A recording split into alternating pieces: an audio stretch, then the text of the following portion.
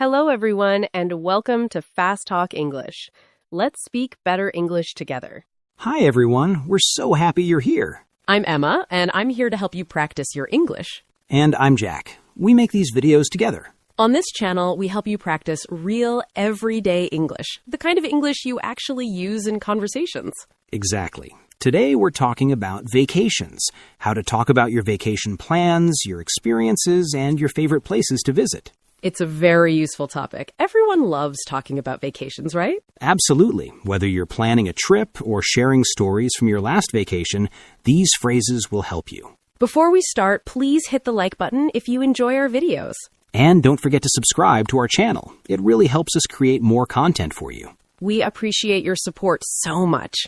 Okay, let's get started. So, Emma, how are you today? I'm good, thanks. Actually, I'm a bit tired today. I stayed up late last night looking at vacation photos. Oh, really? From which trip?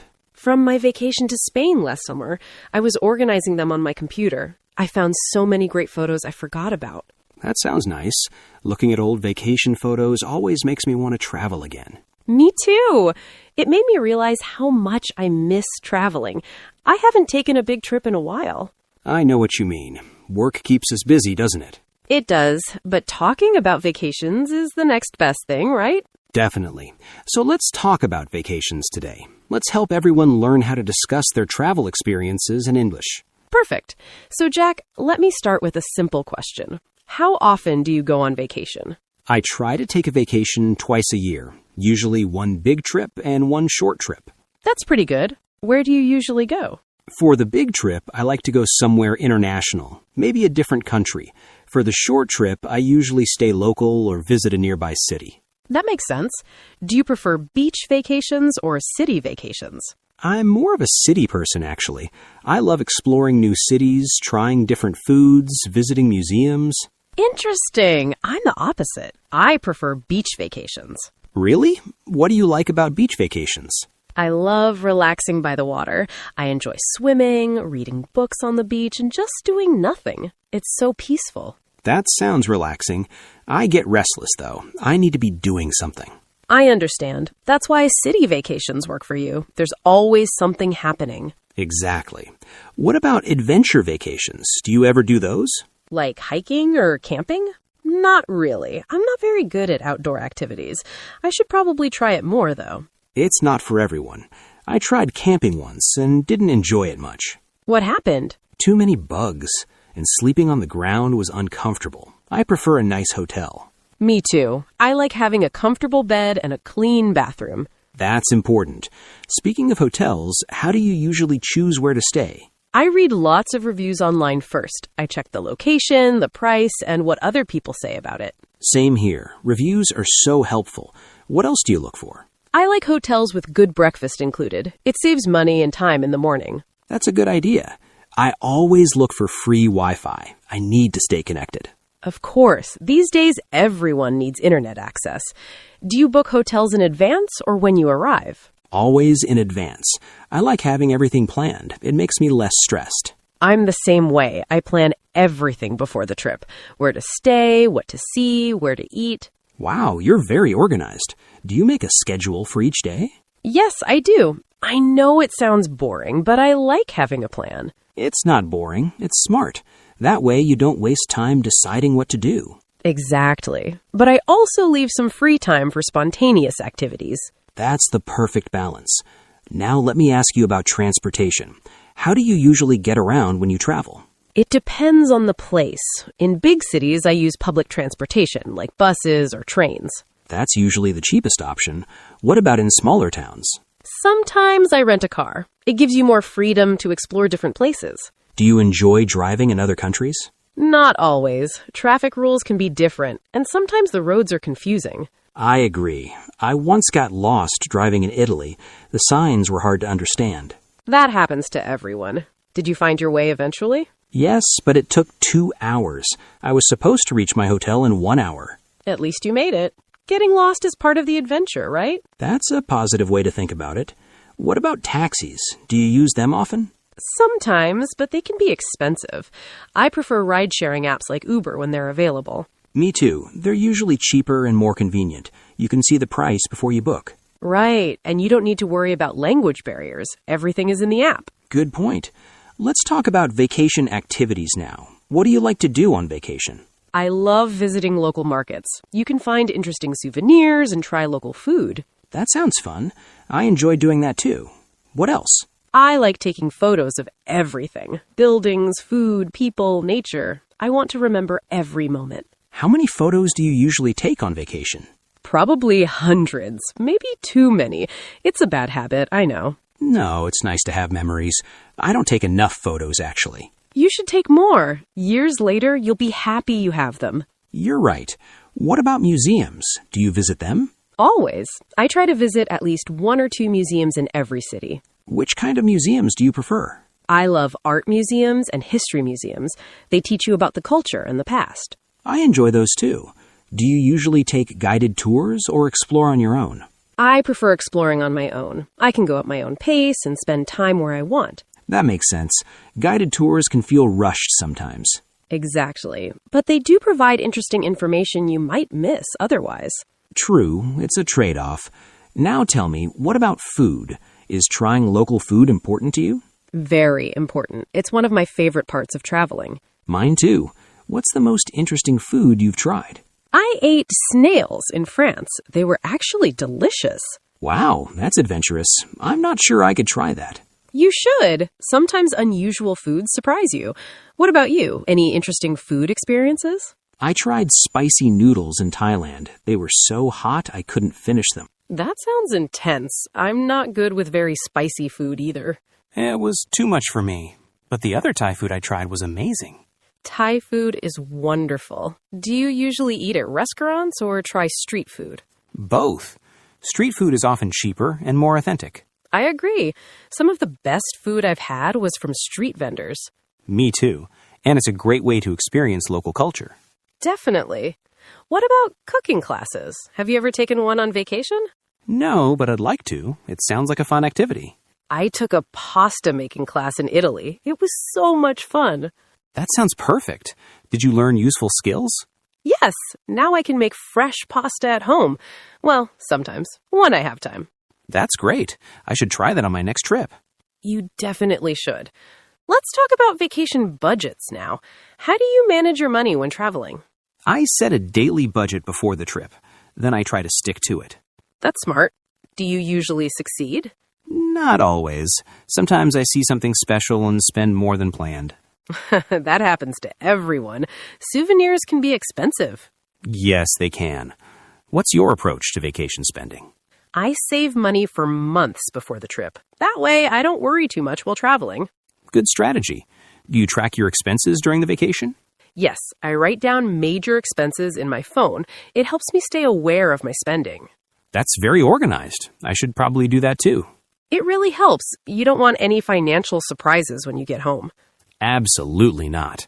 What do you usually spend the most money on? Accommodation and food. Those are always the biggest expenses. Same for me. Flights too, if it's an international trip. Right. Flights can be very expensive depending on where you go. That's why I try to book flights early. Prices go up as the date gets closer. Good advice. I do the same thing. Do you use any travel apps or websites to find deals? Yes, I use several flight comparison websites. They help me find the cheapest options. Me too. They save so much time and money. Definitely. Now I want to ask about your dream vacation. Where would you love to go? Oh, that's a fun question. I've always wanted to visit Japan. Japan? That sounds amazing. What attracts you to Japan? Everything. The culture, the food, the temples, the modern cities. It seems so different and fascinating. It does. I've heard the cherry blossoms are beautiful in spring. Yes, I'd love to see that. What about you? Where's your dream destination? I want to visit New Zealand. The nature there looks incredible. Oh, yes, I've seen photos. The mountains and lakes are stunning. Exactly. I want to do some hiking there and see the landscapes. That would be an adventure. How long would you want to stay? At least 2 weeks, maybe 3. There's so much to see. That sounds perfect. I hope you can go someday. Me too. I'm saving money for it. What about solo travel? Have you ever traveled alone? Yes, a few times. It's a completely different experience. How so? You have total freedom. You choose everything. Where to go, what to eat, when to wake up. That sounds nice. Is it ever lonely? Sometimes, yes, but you also meet more people when you travel alone. Really? Why is that? Because you're more open to conversations. When you're with friends, you talk to each other. When you're alone, you talk to strangers. That's an interesting perspective. I've never thought about it that way. You should try it sometime. It's a great experience. Maybe I will, though I do enjoy traveling with friends, too. Of course, both have their advantages. Traveling with friends is more fun for activities. And you can share memories together. Exactly. Plus, it's safer in some places to travel with others. Good point. Speaking of safety, do you research safety information before traveling? Always. I check travel advisories and read about safe neighborhoods. That's important. Do you have any other safety tips? I always make copies of my important documents: passport, hotel reservations, emergency contacts. Smart thinking.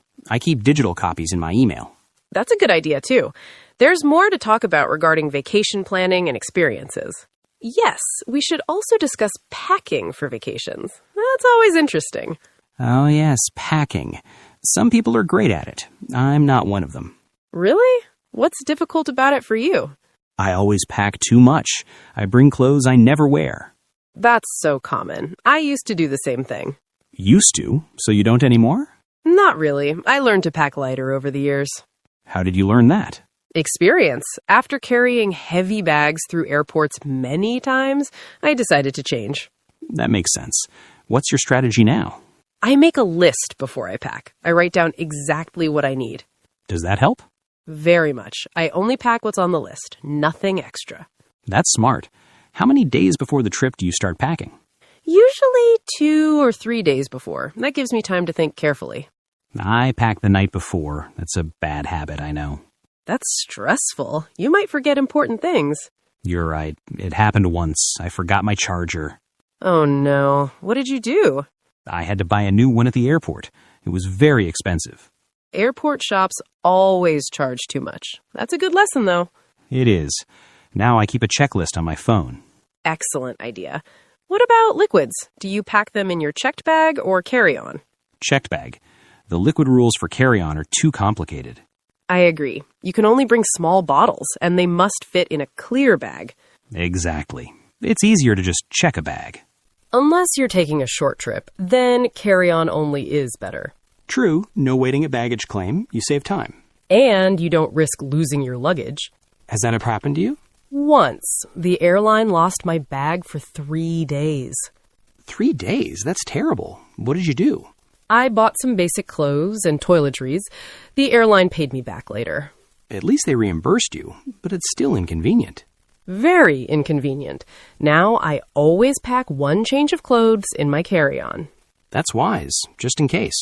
Exactly. Let's talk about something happier now. What about vacation photos and memories? Oh, I love this topic. How do you organize your vacation photos? I create albums on my computer, one album for each trip. Do you print any photos or keep them all digital? Mostly digital, but I print my favorite ones and put them in frames. That's nice. They become decoration in your home. Yes, and they remind me of happy moments every day. I never print photos. I should probably start. You should. Digital photos get forgotten sometimes. Printed photos are always visible. Good point. What about souvenirs? Do you buy them? Yes, but I'm selective now. I only buy things I really love. What kind of souvenirs do you prefer? Small things that are useful, like keychains, magnets, or local crafts. I like buying postcards. They're cheap and easy to pack. Do you send them to people or keep them? I keep them. I write notes on them about my trip and date them. What a lovely idea. It's like a travel journal. Exactly. Years later, I read them and remember the details. That's beautiful. I might start doing that too. You should. It's very meaningful. What about travel journals? Do you keep one? I tried once, but I didn't continue. I'm not very good at writing every day. Me neither. It feels like homework sometimes. Exactly. Taking photos is easier for me. Same here. Photos capture the moment quickly. And they don't require much effort. Just point and click. True. Now, let me ask about returning home. Do you feel sad when vacations end? Always. The last day is bittersweet. Bittersweet? What do you mean? I'm happy about the experiences I had, but sad that it's over. I understand completely. I feel the same way. Do you ever get post-vacation blues? What's that? It's the sad feeling you get after returning from a great vacation. Oh, yes, definitely. Especially when I return to work. Me too. Going back to routine is hard. How do you deal with it? I look at my photos, and I start planning my next trip. That's a good strategy. Planning gives you something to look forward to. Exactly. What do you do? I try to maintain vacation habits at home, like trying new restaurants or exploring my own city. That's creative. You bring the vacation spirit home. I try. It helps a little bit. That's all we can do. Well, that was a great discussion about vacations, Jack. It really was. We covered so many different aspects. From planning to packing, from activities to coming home. And everything in between. You know, Jack, while we were talking, we used many, many useful words for describing vacations and travel. We did. Oh, yes, we did. Maybe we should talk about them for a minute. I think it's a great idea. Let's help everyone remember these important words. Perfect. That will make this lesson even more useful. Okay, the first word is accommodation. We used this word many times today. Yes, we did. It's a very important travel word. It means the place where you stay during your vacation, like a hotel, hostel, or apartment. For example, I always book my accommodation in advance to get better prices. Good example. I can say, the accommodation in Paris was expensive, but very comfortable. Perfect. Can you make a sentence with accommodation? Sure. Finding good accommodation near the beach is difficult during summer. Perfect example. It's a useful word for any travel conversation. Absolutely. What's the next word? The next word is explore. We said this many times today. Yes, it's one of my favorite travel words. It means to travel around a place to learn about it or discover new things. For example, I love to explore new cities on foot because you see more details. That's true. I always say, I want to explore the local markets and try street food. Excellent. Can you make another sentence with explore? Of course. We spent 3 days exploring the ancient temples in Thailand. Beautiful sentence. It shows exactly what the word means. Thank you. What's our third word? The third word is itinerary. This is a slightly more advanced word. It is, but very useful for travel planning. It means a detailed plan for a journey, including places to visit and times. For example, I create a detailed itinerary before every trip so I don't waste time. Good explanation. I might say, my itinerary includes 5 museums and 3 restaurants. Perfect usage. Can you make one more sentence? Yes, she changed her itinerary because of bad weather. Excellent. That shows how to use it naturally. What's the next word we should teach? The fourth word is spontaneous. We mentioned this when talking about planning. Right. It's a great word for describing travel style. It means doing something without planning it beforehand, acting on sudden decisions or impulses. For example, sometimes I make spontaneous decisions to visit places not in my plan. I like that. I could say, our best vacation memories came from spontaneous adventures. That's beautiful and very true. Can you create another example? Sure. He's a spontaneous traveler who never books hotels in advance. Perfect example. It really captures the meaning. Thank you.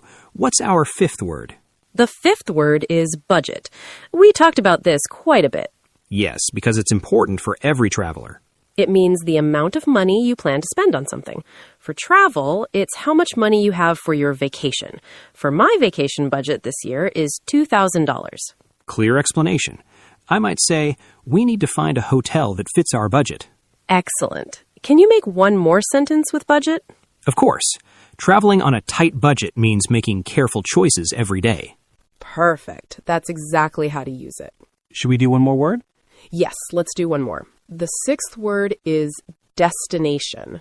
This is a fundamental travel word everyone should know. Absolutely. It means the place where someone is going or where something is being sent. For travel, it's the place you're visiting. For example, Japan is my dream destination because I love the culture. Great example. I always say choosing the right destination depends on your interests and budget. Very true. Can you make another sentence? Yes, the destination was beautiful, but the journey was very long. Excellent sentence. It shows both the word meaning and a real travel situation. Thank you. I think those 6 words are really useful. They are. Everyone should practice using them. Well, Emma, that was a very long and nice conversation about vacations and travel. It was. I feel like I know your vacation style very well now, Jack. And I know yours. So let's think about what we did today. Good idea. Let's help everyone remember.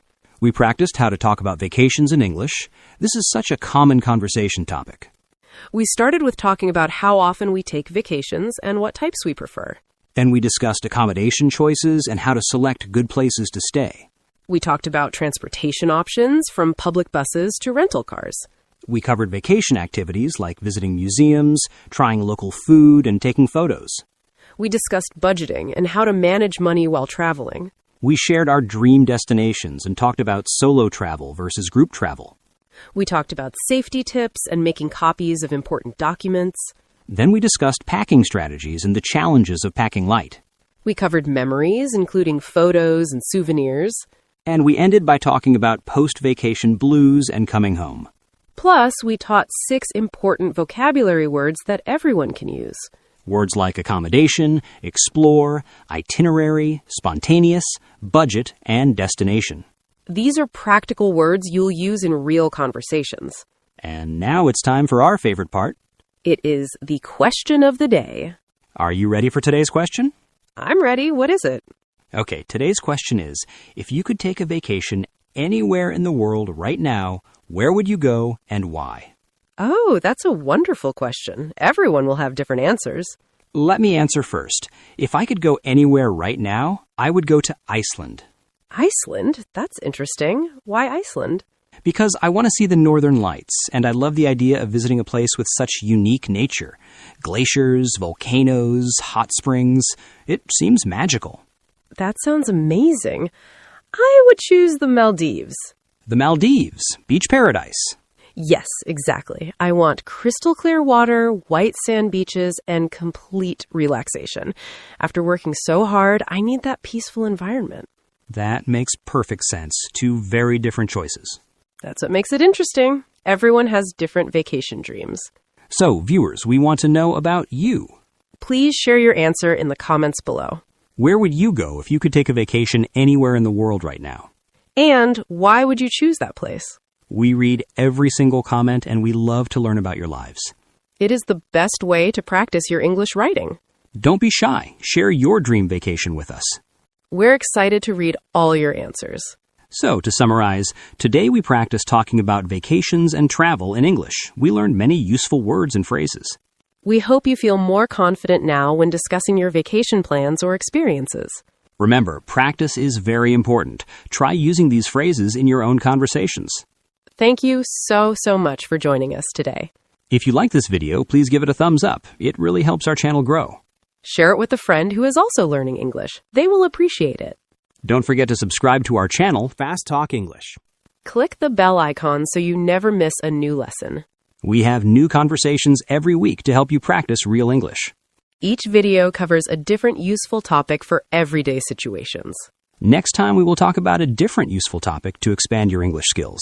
So from both of us, keep learning, keep practicing, and have a wonderful day. Remember, every conversation is an opportunity to improve. Goodbye, everyone. Thank you for watching.